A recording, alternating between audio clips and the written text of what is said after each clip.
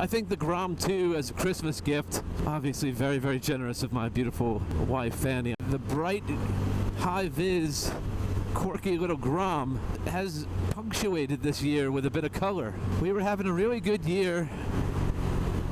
Oh my God.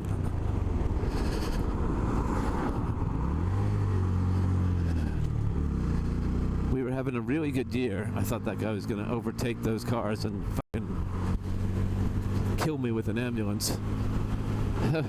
Punctuated with high-vis color, right? We were having a really good year. We were doing lots of traveling, lots of writing, work's going well, had a lot of momentum on my projects. And right around May, things started to cloud over for some reason. And then we had a very close and terrible loss in the family in June. And it would be too easy to blame the cloud or the pall of the end of the year on our loss. Obviously, it had a huge impact on our emotional and philosophical and intellectual well-being. The cloud started to form a bit before then.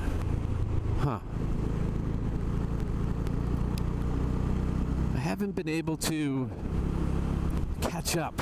I haven't been able to find my footing, reestablish some foundation. I missed a sign, I think. I think there's going to be a flood up here.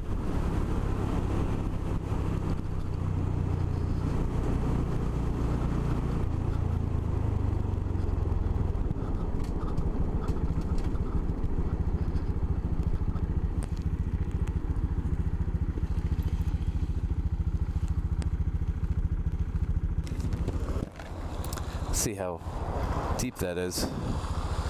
Oh, not bad.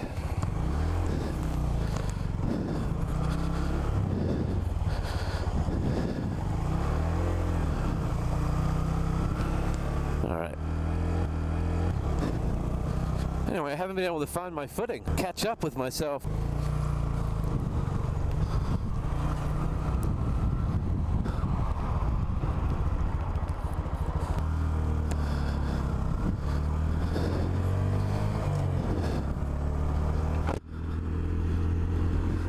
It's all fine and good to lane split on this, but when you get to the front, you got to be able to get out in front of the car at the front. Make sure they see you, but also get out in front so they're not smacking into you, especially at a turn. And the instant power and torque of an electric vehicle is a contender. So anyway, I've been a bit down. We had some good traveling with my folks. They came over for about 7 weeks this summer. We did a UK and Ireland tour, which was really quite lovely and rewarding. And it was fine to be distracted with traveling with them because the weather was shit for riding. I didn't get very much riding done, but the autumn looked promising, and I finally started getting out on the bike in the beginning of the autumn, and I injured my ankle, I injured my leg, and so I was off the bike for a while, and that had an impact on my mood. And while we're off our bikes, I think I'm not the only one. We tend to kind of doom scroll or think about our next bike, what we're gonna get rid of and what we're gonna buy. I had this kind of brain fart where I thought, I'm gonna sell every single bike I have, and I'm gonna replace them all with the most esoteric and unusual, rare unicorn bikes in terms of engineering, cult following, my own preferences. I was determined that the first swap would be the Street Cup for the Yamaha Nikon. And I mentioned this to my buddy Bones, and he said coincidentally our friend Scott had just gotten a Nikon, and Scott agreed to let me borrow it. So I have lots of videos of me on the Nikon and my thoughts on the Nikon. I'm really happy that Scott was able to lend it to me for the length of time he did, because having the Nikon for that long and realizing it wasn't for me also convinced me that maybe the esoteric collection wasn't a good idea wholesale. I mean, look at my collection. It is a bit esoteric already, so I didn't have to go too far. But something like picking up a little Grom, I think filled that little niggle, that little itch for something quirky, something unique, something out of the ordinary, and something a bit positive, something a splash of color, kind of smirk, cockeyed smirk. I think that's what I need, especially coming into the winter. Funny cockeyed smirk to get me out of these doldrums that I've been in for months and months and months. And maybe my mood, and I know my mood has impacted the people around me, maybe my mood or looking for positives. Maybe looking for positives will maybe bring a bit of light to the people around me as well. The sun's going down already. It's what, 2:30? So how's that for helping with your mood? But I'm having a really pleasant ride. I'm having a really good time on this little thing. I'm relaxing. I'm slowing down. I'm becoming more familiar with it. I'm getting used to where I have to look to see the mirrors. I'm using my other senses in terms of road hazards. So it is a pleasant ride, and it's informal. The ride is an informal ride, and I like that. I want motorcycling in my life to become more informal. There's always been formality to it. How about that for uplifting?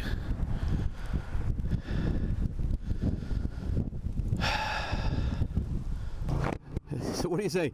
Esoteric and informal. Oh, coming in hot. And I think, my mood, and if you've watched my videos lately, and actually generally, I think I'm painted with a pretty broad brush as being a negative guy. I don't think of myself as a negative guy until it's pointed out to me that I'm a negative guy, that I'm pessimistic. I'm not by nature pessimistic, or not intentionally pessimistic. I think my optimism opens me up to disappointment. My optimism, it makes me vulnerable to being disappointed. Because I want to be filled with joy. I want to share joy. I want to feel joyful. I want to feel happy. And maybe I am pessimistic because I find that I make efforts to be joyful and happy and generous and kind and outgoing. And I find that when I make those efforts, they're spit back in my face, which then makes that, I don't want to say expected, makes that, or inevitable, it makes that negative reaction, that negative interaction, it makes that much more bitter, that much more sour. And then it compounds my reaction, because it wasn't in response to negative or proclivity towards negativity. It was in response to generosity and kindness.